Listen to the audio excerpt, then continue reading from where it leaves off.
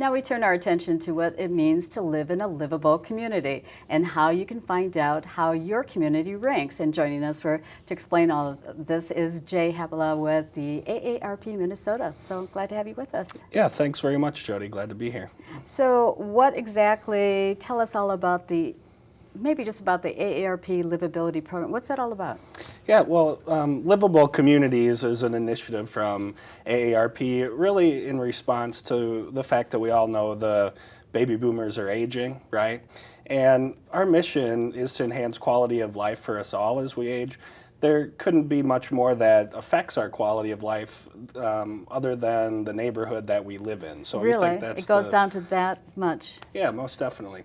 So in response to our aging population and the impact that their neighborhood has on their life, AARP has created tools, and we've done research that can aid individual citizens. It can aid policymakers and municipalities in planning for communities that enhance that quality of life for us all as we age. So what would be some of those criteria that you look for and for the ranking system of if you live in a livable community or not? Sure. So I think we can imagine that how do we spend our time on a daily basis at our homes and using transportation, being engaged in our communities.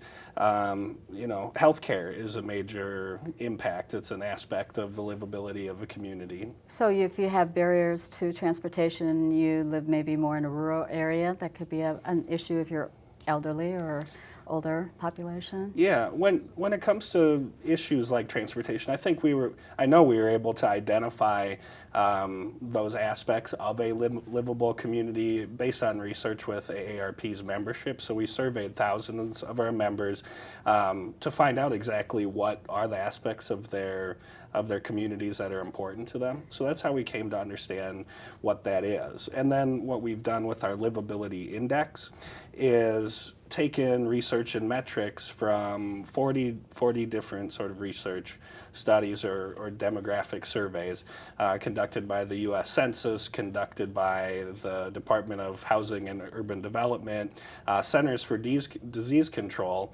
and we've created an index based on the scores of the neighborhoods all across the United States of America. I was going to ask if it was just, we're taping this here in Minnesota, but it goes on YouTube so it can be seen by people around the country then. Right. It's an interactive map, so people can type in on this website, they can type in their address, and it's going to show them on a map in addition to some information about the index. So the comparative value of the livability of their community based on 7 different factors that our members find to be important. Like I said, transportation, housing, engagement.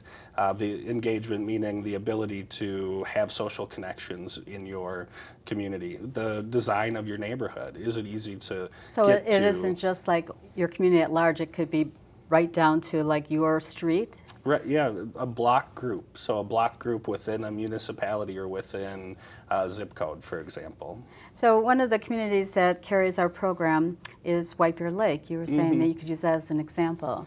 Yeah, so White Bear Lake has a relatively high indexed livability score. At the top of its list would be housing. So relative to other communities across the United States, housing in White Bear Lake is affordable. It is accessible, and there are multi-unit housing developments at a higher rate than other places across the country. So that's just one example. But if you compared White Bear Lake to, say, Maplewood, transportation is, technically, or we were able to measure it as being more accessible and flexible than it is in somewhere that's a little bit farther out from the city center like White Bear Lake.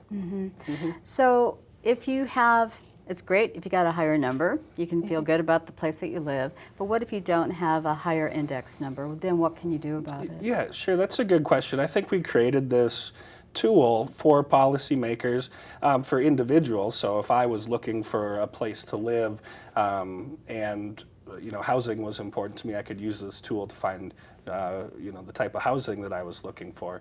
But also for citizen groups. So I know across the country, cities are, and here in Minnesota, cities are working with citizen groups who want to influence change. So this system, the AARP's Livability Index, can be a starting point for these civic groups that are working on it. They can look at the score for the neighborhoods in their city and realize if they're doing pretty good when it comes to housing, while maybe they have a lower score when it comes to health and access to healthcare or the affordability of healthcare, and they might have an initiative to work on smoking in their community. They might have an initiative to work on obesity in their community and make it a better place to live.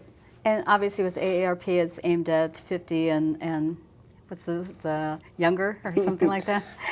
But this would apply to anybody, any age Most group, any certainly. families and stuff like that. Most certainly. What we know is that our population is aging, and that's just the reality. People want to stay where they live, so they don't want to move to a retirement community. They want to stay in their homes. They want to be where they live today. But when we create communities that work for older adults, we create communities that work for everybody. So if someone wants to find out about, again, specifically how their community, how their street, how do their index, what do they do? yeah, it's a website, and it's very simple to use. The URL, or what to type into an internet browser, is www.aarp.org and then /livability index. So that's how you get to the tool where you can type in your address. If you just want to learn more about the research we've done on livable communities, it's aarp.org/livable communities. So easy to remember. Final comments for our viewers watching.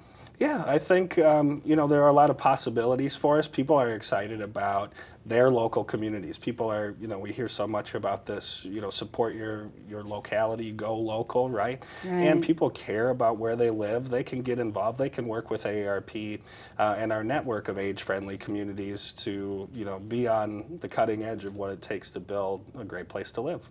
Well, Jay, it's been great to have you with us. We'll have to Thank come you. back, talk about some other topics of interest with health and medical for our community. Yeah, absolutely. Thank you. Thanks, Jay. And we'd like to thank you for joining us. We hope you're back here next month on Inside Healthcare. See you then, everyone.